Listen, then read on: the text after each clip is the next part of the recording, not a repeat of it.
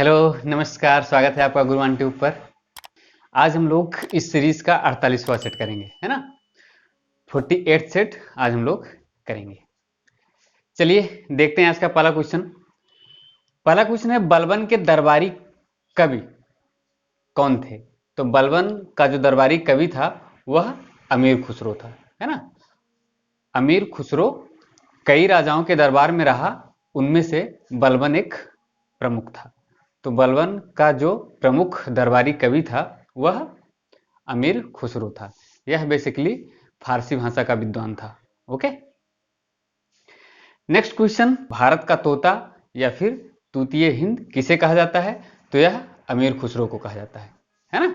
अमीर खुसरो को भारत का तोता या फिर तूतीय हिंद कहा जाता है। नेक्स्ट क्वेश्चन है, गुलाम वंश का अंतिम शासक कौन हुआ? तो गुलाम वंश का अंतिम शासक शमसुद्दीन कैमूर्स, है ना। कौन हुआ?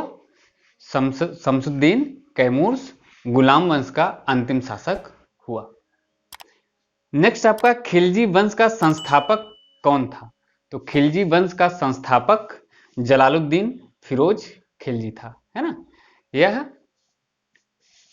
13 जून, ठीक, 13 जून 1290 ईस्वी को इसने खिलजी वंश की स्थापना की, है ना। कब की? 13 जून 1290 ईस्वी को जलालुद्दीन फिरोज खिलजी ने खिलजी वंश की स्थापना की और इसने अपनी राजधानी किलोखरी को बनाया, ठीक है। जलालुद्दीन फिरोज खिलजी ने अपनी राजधानी किलोखरी को बनाया। आगे है, दक्षिण भारत पर प्रथम आक्रमण हुआ। तो दक्षिण भारत पर जो प्रथम आक्रमण हुआ था वह जलालुद्दीन फिरोज खिलजी के समय में, है ना, हुआ था। कब हुआ था? जलालुद्दीन फिरोज खिलजी के ही शासनकाल में दक्षिण भारत पर प्रथम आक्रमण हुआ था। ओके, नेक्स्ट क्वेश्चन है, फिरोज खिलजी की हत्या किसने की? तो फिरोज खिलजी की हत्या अलाउद्दीन खिलजी ने की, ठीक। यह कौन था? यह फिरोज खिलजी का भतीजा और दामाद था। कौन? अलाउद्दीन खिलजी। इसने 1296 ईस्वी में, है ना, अलाउद्दीन खिलजी ने फिरोज खिलजी की हत्या कर दी और स्वयं सिंहासन पर बैठा। नेक्स्ट है, अलाउद्दीन खिलजी के बचपन का नाम क्या था? तो अलाउद्दीन खिलजी के बचपन का नाम अली था और गुरशस्पा, है ना। अली और गुरशस्प किसका नाम था बचपन का? अलाउद्दीन खिलजी का नाम था। यह क्वेश्चन इंपॉर्टेंट है। ओके, अगला क्वेश्चन है, अलाउद्दीन खिलजी का सेनापति कौन था? तो अलाउद्दीन खिलजी का सेनापति मलिक काफूर था। कौन था? मलिक काफूर। इसे 1000 दिनारी भी कहा जाता था। कारण यह था कि इसे अलाउद्दीन खिलजी ने 1000 दिनार में खरीदा था, है ना। इसीलिए मलिक काफूर को 1000 दिनारी कहा जाता था। ओके, नेक्स्ट क्वेश्चन, सिकंदर सानी की उपाधि। तो सिकंदर सानी की उपाधि जो दी गई थी वह अलाउद्दीन खिलजी को दी गई थी, है ना। अलाउद्दीन खिलजी को ही सिकंदर द्वितीय कहा जाता था, है ना। सिकंदर द्वितीय कहा जाता था किसे? अलाउद्दीन खिलजी को। नेक्स्ट क्वेश्चन है, ओरोविले बांध। ओरोविले बांध जो है वह फीदर नदी पर स्थित है। कहां पे? अमेरिका में, है ना।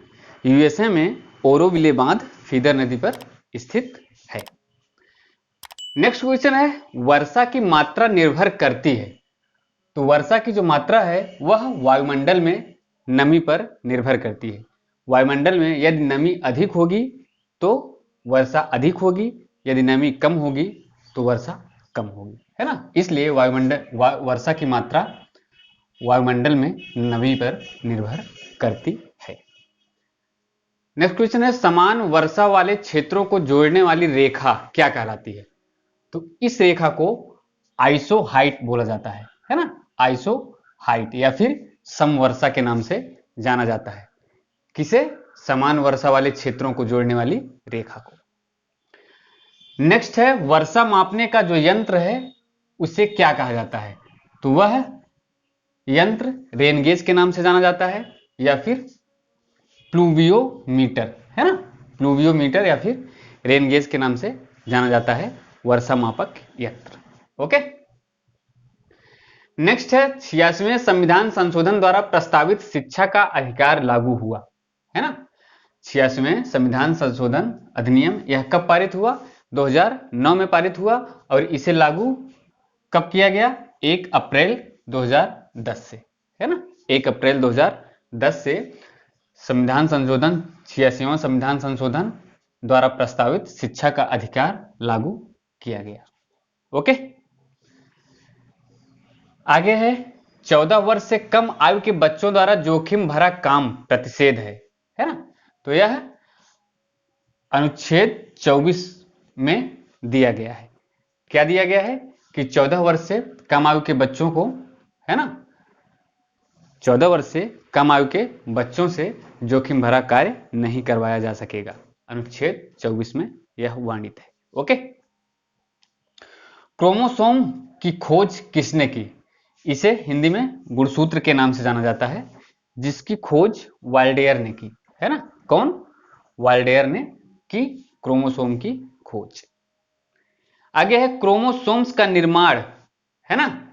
तो यह क्रोमेटिन नामक पदार्थ से होता है। क्रोमोसोम का जो निर्माण है वह क्रोमेटिन नामक पदार्थ से होता है। आगे है मनुष्य में क्रोमोसोम की संख्या कितनी होती है? तो यह संख्या 23 जोड़ी यानी 46 होती है। ठीक, 46 क्रोमोसोम्स की संख्या होती है किसी मनुष्य के अंदर। आगे है तृतीय पंचवर्षीय योजना आधारित थी। तो यह योजना महालनोबिस मॉडल पर आधारित थी। यह क्वेश्चन कई बार एग्जाम में पूछा जा चुका है। महालनोबिस मॉडल पर आधारित थी तृतीय पंचवर्षीय योजना। ठीक, यह 61 से 1966 तक थी। ओके, इसमें प्राथमिकता दी गई किसकी दी गई, है ना। तो तृतीय पंचवर्षीय योजना में अर्थव्यवस्था को आत्मनिर्भर बनाने पर प्राथमिकता दिया गया। ओके, अब तक की सबसे असफल योजना कौन सी रही है? तो अब तक की सबसे असफल योजना रही है तृतीय पंचवर्षीय योजना। इसका कारण 1962 में भारत चीन युद्ध और अकाल था, है ना। उसी समय अकाल भी पड़ा था, जिस समय भारत और चाइना के बीच युद्ध हुआ था, जिसकी वजह से यह योजना पूरी तरह से असफल रही थी। ओके, लास्ट क्वेश्चन है नॉर्टन है। तो नॉर्टन एक एंटीवायरस टूल है ना। नॉर्टन एक एंटीवायरस टूल है। ये रहा आज आपका 48वां सेट। ओके, ठीक, मिलते हैं नेक्स्ट वीडियो में एक नए सेट के साथ। तब तक के लिए धन्यवाद।